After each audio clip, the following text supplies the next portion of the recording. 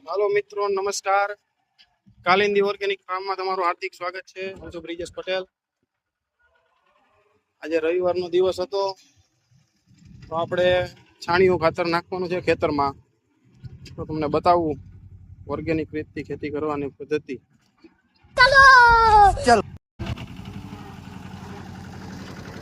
જો મિત્રો, આપણે આ છાણિયા ખાતરનો ઢગલો છે.